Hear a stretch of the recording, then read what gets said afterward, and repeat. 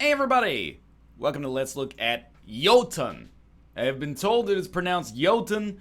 Some people pronounce it Jotun to avoid confusion, but it's Jotun, and the pronunciation is important because the theming and atmosphere of this game is everything. This is an action exploration game set in a world steeped in Norse mythology, so I should apologize in advance. I'm going to mispronounce many things, and even though I've seen these names elsewhere in, Hearthstone or the Banner Saga and stuff like that, I am Canadian and I don't know how a lot of this stuff is pronounced. This is currently in beta, and we actually got a special build.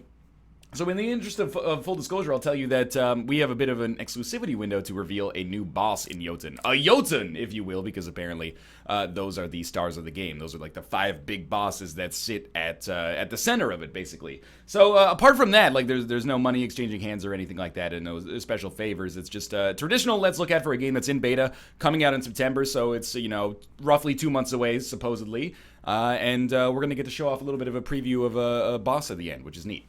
Anyway, I played about an hour of this so far. Let's get started, and I will explain just what the heck is going on. This is from Thunder Lotus Games. Admittedly, I don't know where they're from, but they did receive some funding from the Canadian government, so we all have our hands dipped in the game to some extent.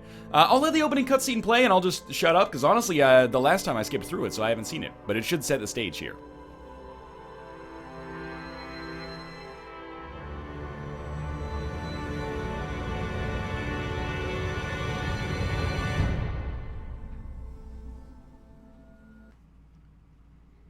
I'll admit that for a second there, I thought it was going to go on a little longer. But anyway, welcome to Jotun's beta. In Jotun, you play as Thora, a Viking warrior who died an inglorious death and must prove herself to the gods to enter Valhalla. In Jotun's beta, you explore the winter and cave regions inspired by Nilfheim and Nidavellir. I don't know, the best I could do. They are unforgiving lands inhabited by mysterious creatures and mighty foes. Your goal is to find runes to summon and fight the Jotun. Each Jotun requires you to find 2 runes to unlock their battlegrounds.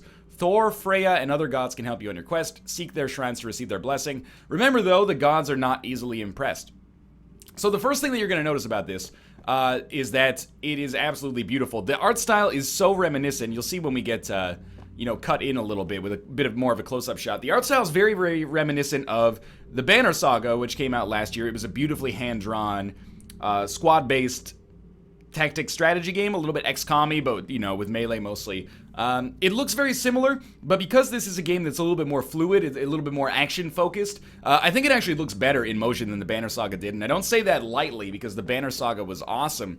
It also is, and you'll see, again, once we get down here, there's also a ton of attention paid to the art design and the actual animations and stuff like that, and especially like the atmosphere and the staging of certain moments. You will notice that there's like a lot of attention paid to this. It's not like, oh, let's just animate like a sewer world and then you go in there and it's all the same for like 30 floors.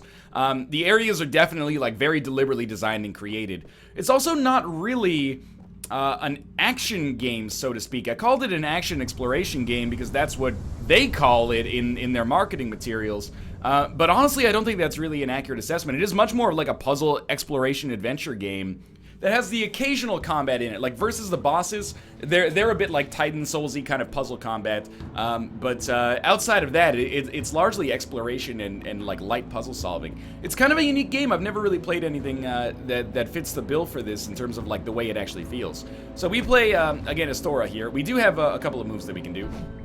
We got a little axe swing that we can do in both directions there. We also have a dodge roll, which is important, and we have some abilities. Remember that our goal is to find 2 runes, which will unlock the boss fight that we can do, but also we can explore and we'll get other abilities. Like if I pause it here, we're in the roots of Yggdrasil. I hope that is even close to correct. And once we... or if you look at the map, you can see that there are a couple of, like, important points. I believe those are elevators, the diamonds. And then that shrine, I'm actually not totally sure what that is, but I'm assuming we have to get down to the elevator in, like, the mid-right in order to get to that. And then there's the rune at the bottom that we get to. So, in all of these levels, our goal is to get to the rune. I mean, if you want to, like, take it down to that, like, basic, like, what is your goal on this level. Yeah, so we want to get to that rune, and, in doing so, we'll unlock basically half of what we need to get to the boss. So, one thing that I'm not necessarily an enormous fan of is the fact that your position on the map is not noted. This will activate this elevator that we could use to go back up to the top if we wanted to. Again, just like beautiful hand-drawn textures and animations, but I kind of wish that your position on the map was noted, but this is a game that I think is doing its best to instill kind of this, I don't want to say fear of the unknown, kind of like the thrill of exploration is what I'm going for, more along those lines. It's trying to create kind of a feeling of wonder and also uneasiness as you explore here. So there are things, oh, I wonder if I didn't see this my last time through. I wonder if I can actually use a heavy attack to interact with this in some way. Does not appear so. We probably don't want to go down that way is my guess. There's so many beautiful moments like this in the game, by the way. The game does a great job of really making you feel like you're in this world that is built and inhabited by people who are not you. And we can see that that's where we're going to go to get some kind of ability there. Those pads that are in front of the shield man or shield lady, if we stand on those, we activate them. So let's see if we can work our way down there. Maybe that gave us a clue for where we can go in the future. Hopefully there's an elevator or something down here that I can use. As of right now, I'm pretty much just dropping straight down.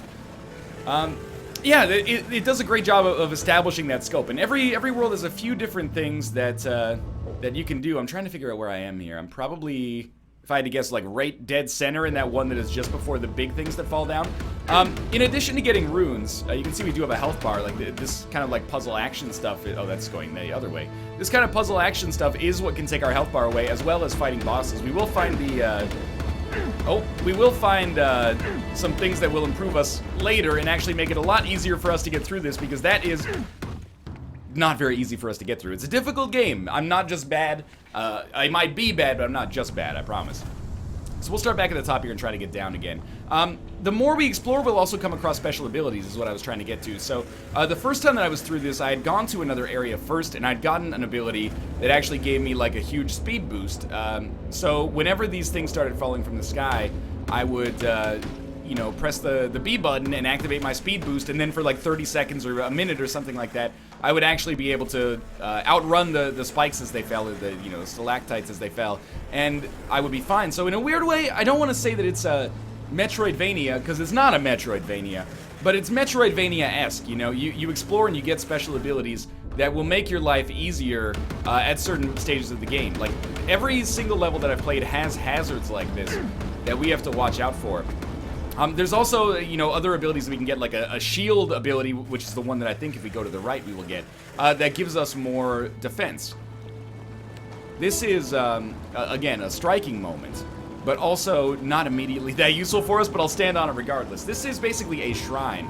So when we stand on the shrine, this will heal us, and it'll also replenish our uses of our abilities. Normally they only have 3 uses each. And again, not just, like, well-drawn, but, like really, really creatively designed as well. Let's come up here. I'm just, oh, I didn't mean to quit. I'm so sorry. Can we just continue exactly where we were? Oh, I am an idiot. I overthought it, and I was like, maybe I'll turn the volume down slightly because it might be too loud, but oh, that's so my bad. Okay, well, we don't need to talk about that world just yet, because I actually want to go try to get that speed boost. We can go to the ice world here, and you can get a little bit more of a feel for it. That is classic Northern Lion idiocy right there. But I will say, I'm making lemonade out of lemons here, but it gives us an opportunity to show off some different worlds, some different level design, if you will, and to show you that it's really not just like, you know, the ice world is everything painted white, the poison world is rocks with green tint on them, etc., etc. Like there's like a serious like dedication to the craft that comes through. It's a very artistic game. It does a great job of setting the atmosphere, as I've mentioned, you know, 100 times in the past here. This is where we can get an ability that will give us greater attack power, I think. We also may encounter some enemies here that I'm actually not sure if we are able to kill right off the bat. Let's just keep moving through here, and there's some clues. I can't stress enough that this is a game that it's foreign to play, if that makes sense, because it's such a unique experience. And unique can mean good things as well as bad things. But I'll admit, the first time I came through here, I was kind of like, I don't understand what I'm doing. I'm just walking around. I don't really see... Like, I'm so used to playing isometric strategy games or isometric action RPGs, where we'd walk into a world like this and there would be like 10 goblins on the level, and then we'd hack and... Because you got the axe, right? You'd be like, let's hack and slash these goblins, and then, you know, we'll get experience points, and that'll allow us to level up. Like, that's kind of what I expected at first glance, but it's a much quieter game, much more deliberately paced game, and it really is an exploration-focused game. Okay, so we found our shrine here. But we don't really want to use it right now because we haven't taken any damage. It's a game with some light puzzling, and the solutions are kind of like ambient in a way. Like, you find them as you go. It also, like, just the way that the world is so deliberately constructed has you asking these questions all the time of, like, what's the purpose? Like, what is up with this this forge over here? Like, why is there a magma area right next to the ice area? Like, is there some kind of deliberate design here or something like that? It raises questions about the world you find yourself in. So I'm gonna stick to the outside edge here. I'm trying to figure out where our runes are. Remember, each level has one rune that we gotta try to get.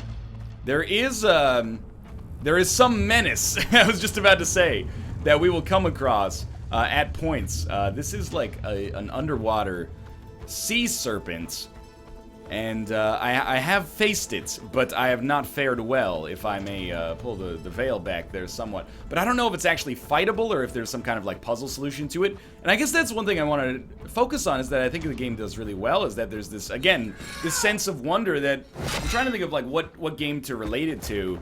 Where, like, when you encounter something for the first time, you don't immediately know what language the game is speaking to you in. You're not like, oh, this is a boss, I attack it, you know? Or you're not like, oh, this is a puzzle, this is like a Sokoban puzzle, or this is a Switch puzzle, or something like that. Oh, good, we did find our ability here, I think.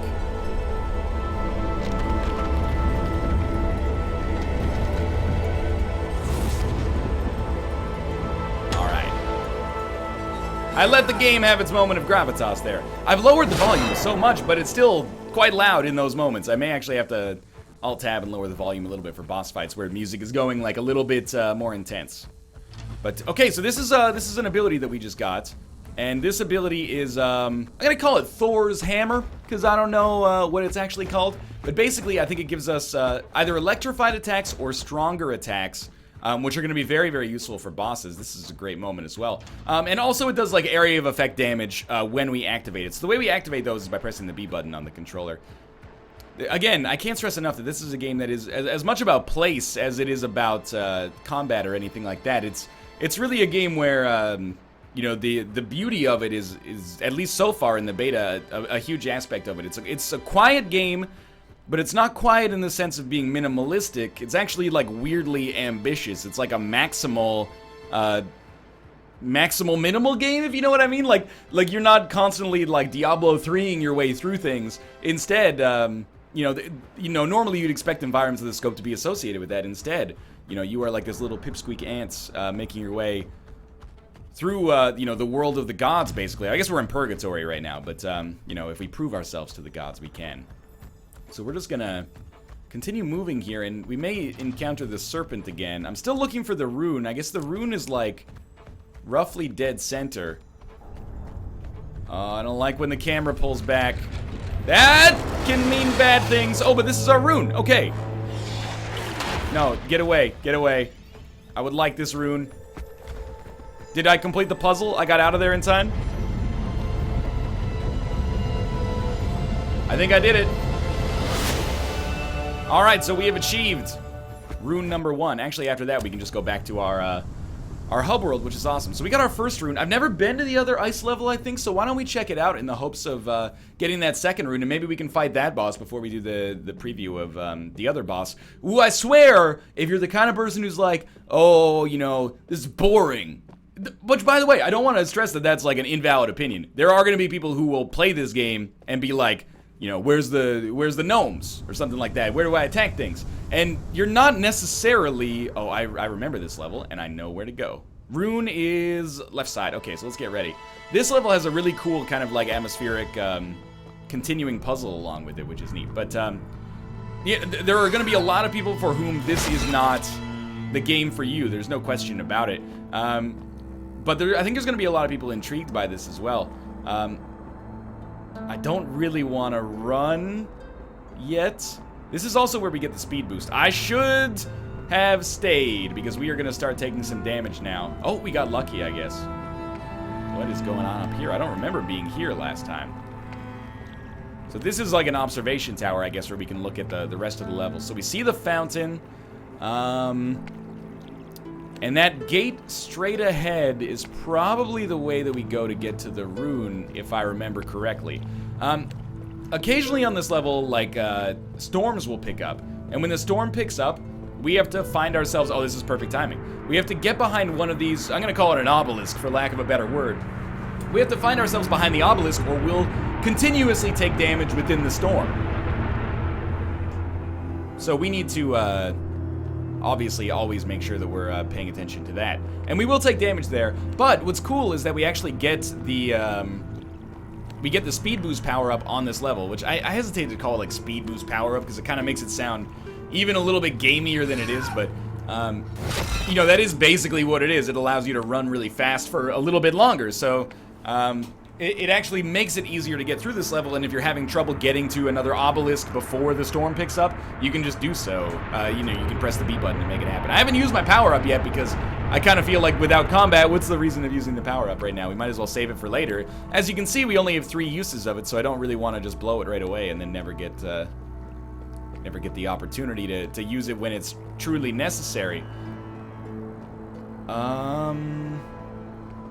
Should probably just wait here, I guess. It seems like the wind might be picking up just a little bit. You might be thinking that the wind only picks up when I get behind one of these things. Not the case. That is me just learning my lesson from when I played this off camera and making sure that I don't make any terrible mistakes. So I think that's, I'm trying to harp on this because I think it really lies at the crux of whether or not you're going to like Jotun.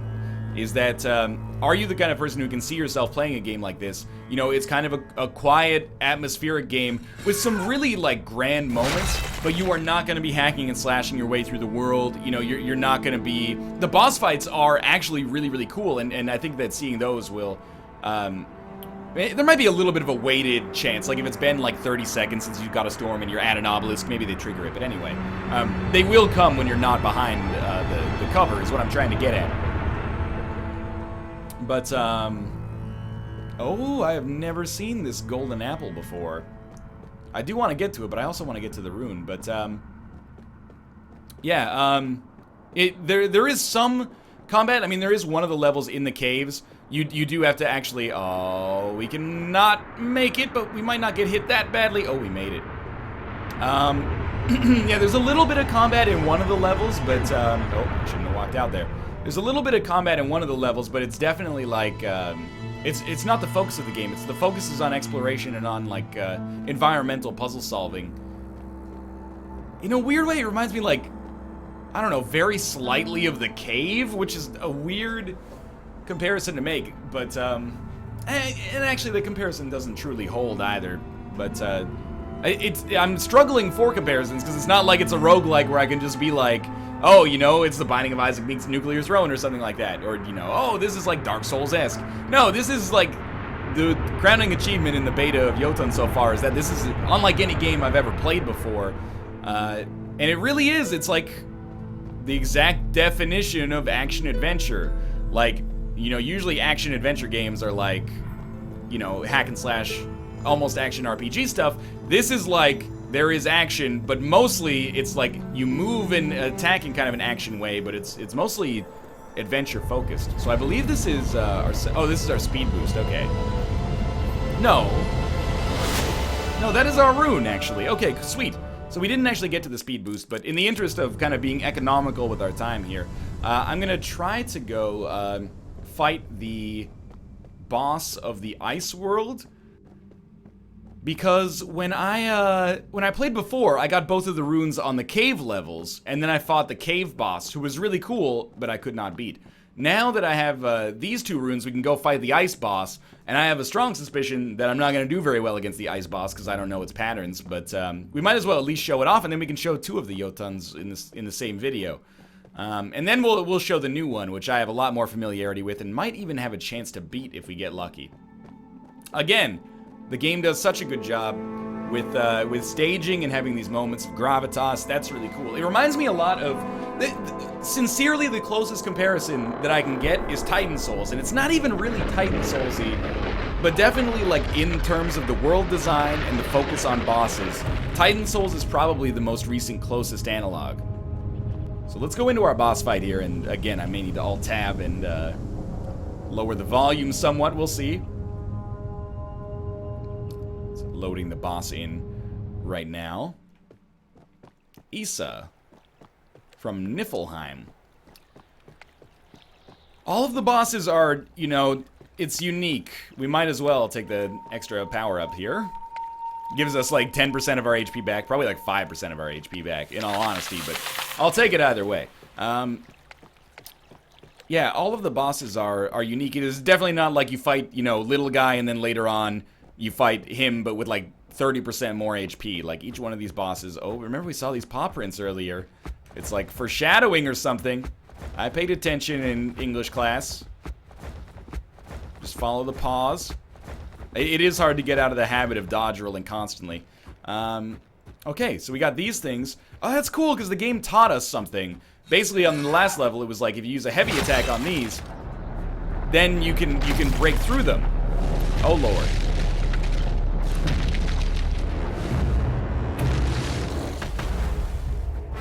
That wasn't what I thought. It was like a cute little bunny or something. Okay, so we do. There's like, you know, ways to do more damage against the boss. I'm gonna use my special ability there to try to hit him really good, but really well, I guess. There are ways to do more damage against the boss, but it does come down to like, you know, some whittling as well. Like I'm tackling this in like a super Dark Soulsy way. Oh, probably should not have done that, I suppose. Usually there's a boss, or there's a moment where the boss will like reveal a weak point or something like that you can do more damage to, but you definitely have to like, you know, hit them a number of times as well. It's not just like hit them once in their weak spot or something like that. What are you doing, dog? I'm impressed. I think I'm doing relatively well so far. He's really going hard on that one. Yeah, I'm trying to maintain like good audio balance. Could you not? I'm surprised I didn't get hit there. I should probably bust out that power up again soon. I just want to avoid getting fell on.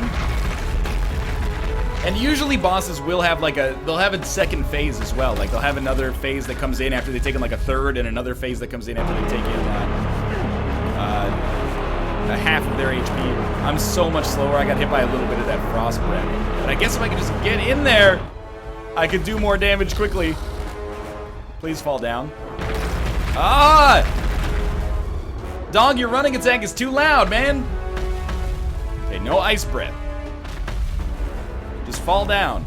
Fall down is good. I might have to make him fall down by doing a certain amount of damage. Like, that might be a real thing.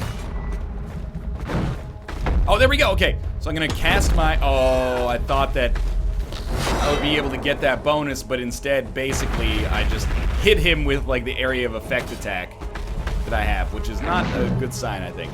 But this is good. We can get a little bit of damage done here. Rinse and repeat, and hopefully... Oh, this is ice breath? Hopefully, after this, we can get him to fall down.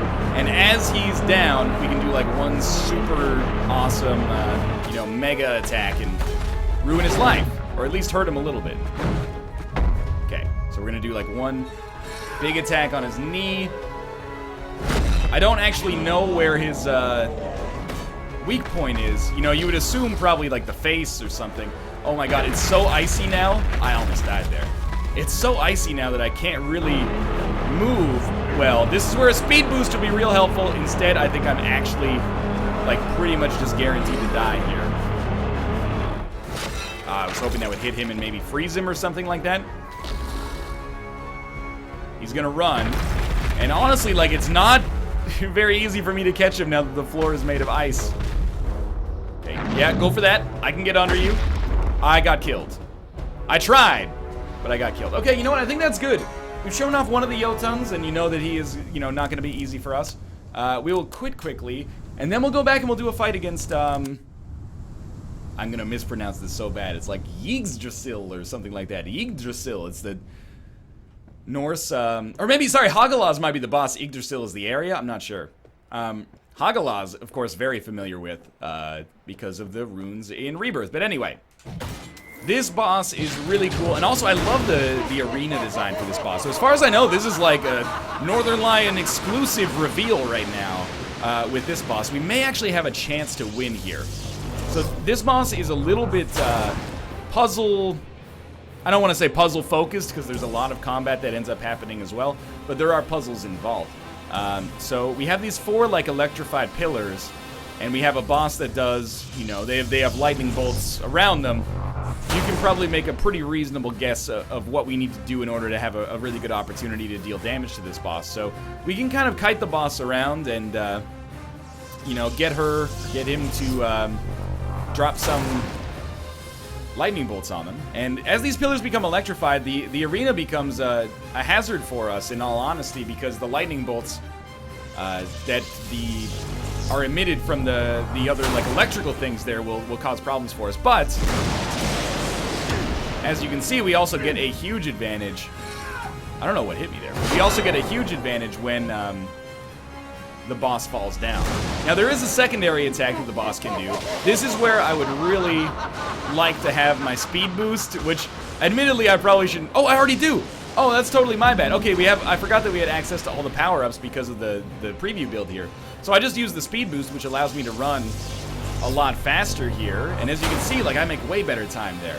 Now, what I do probably need to do is maybe whittle down the boss while we're waiting for the boss to electrify those pillars.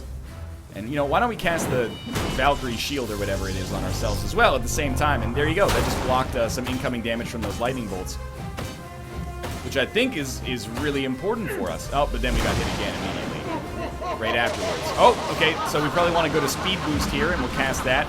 All 4 pillars have been electrified now. Oh, cast the shield quickly.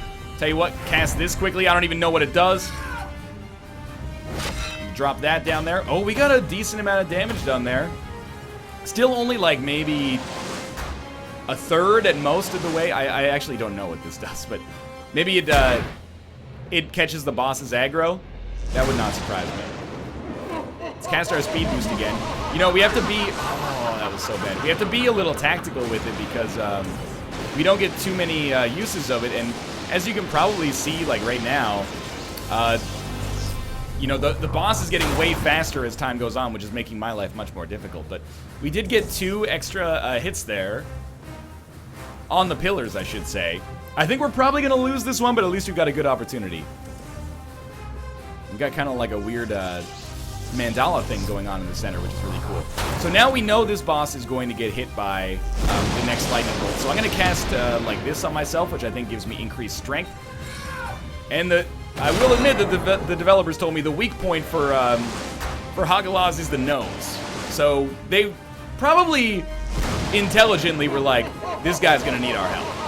And I do appreciate that. If we run at full speed and don't roll, oh, we can almost make it all the way. Not quite, though. So I'm definitely going to die here. But I think this has been a good opportunity to reveal the boss. You know what's neat is that actually, like, when you get halfway down, hopefully we can get to that point and you can see it for yourself, but there actually become 2 Hagalaz. So definitely I don't want you to think that this game is like, at least in my experience thus far, it has not been like, do a puzzle. Oh, I'm done. I'm not done. I should be done. I definitely should have saved our speed boost. Oh, I guess it's like timing the rolls. It is all about, you know, like pattern recognition.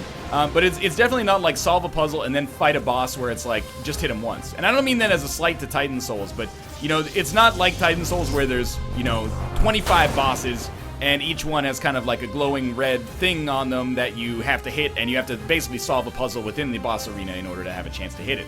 These are like a little bit more... I mean, I hate to say this because I actually like Titan Souls, but they're a little bit more like comprehensively designed. Oh, I got caught by a lightning bolt right at the very end. It's a little bit more of a marathon as opposed to a sprint, would be the way that now my head is clear I would describe it. So this is Jotun, or Jotun, depending on your perspective. Is that sound coming from the game? No, it's coming from my room. I'm sorry. I had no idea that it was coming. I'm just going to look up quickly what the price is going to be on Steam. It actually did raise a lot of money on Kickstarter. It raised... Oh, these guys are Canadian, I think. It raised 64,000 or 84,000 Canadian dollars. Did it convert there? 64,265 Canadian dollars. And I'm trying to find it on Steam. Jotun. If I had to guess, well, you know what? I'm not going to guess because that seems like that's more likely to lead to riskiness than anything else. But I do have it in my Steam library, so I'm hoping I can just check on this and maybe the store page can reveal some information that hopefully people are fine with me revealing. But yeah, this is Jotun. How do I feel about it? The one thing, okay, the store page does not work, which is sensible considering the game's not out yet. But this is definitely not a game for everybody. If you're looking for a beautifully drawn hack and slash game, this is not it. If you're looking for a beautifully drawn strategy game, this is not it. What it is a really novel adventure game that I don't think is going to appeal to everybody, but I think for a certain subset of the population that is okay with quiet, meditative games like this that also have, like, as you can see, like an enormous sense of scope and place and stuff like that, like some serious grandiosity. It's really, really cool, really intriguing, and it is very difficult. I'm not sure if you saw it that much. Like, we only died once against each boss, no big deal, right? That doesn't necessarily make it difficult, but in my experience, I've died a lot playing the game, and it's punishing like that. So it's weird. It's a big risk because it's a game that is not like any other game that I've played before, but it's really cool. And at the very least, I think you have to look at this and say that it's an incredible accomplishment from an artistic standpoint, and also from like just an art standpoint. Like, this is something new, this is something novel, and that's really cool. So, yeah, wait and see. It comes out in September. If you're interested, I'm sure that there will be more information on the game as release comes out. Will I do a Let's Look at It on the final version? It's completely possible. This seems like a game that Nick would love to play on the stream for an hour, and I think that this is definitely something that's up his alley for sure. Thank you to the studio for giving us the ability to reveal that boss. It was a lot of fun, and thanks for watching. I hope you guys enjoyed the episode. If you did, click the like button. It helps out a great deal. And, of course, subscribe if you want to see more in the future. For now, thanks for watching, and I'll leave a link to, I guess, the devlog or maybe their Twitter account in the video description below if you want more information. Again, thanks for watching, and I'll see you next time.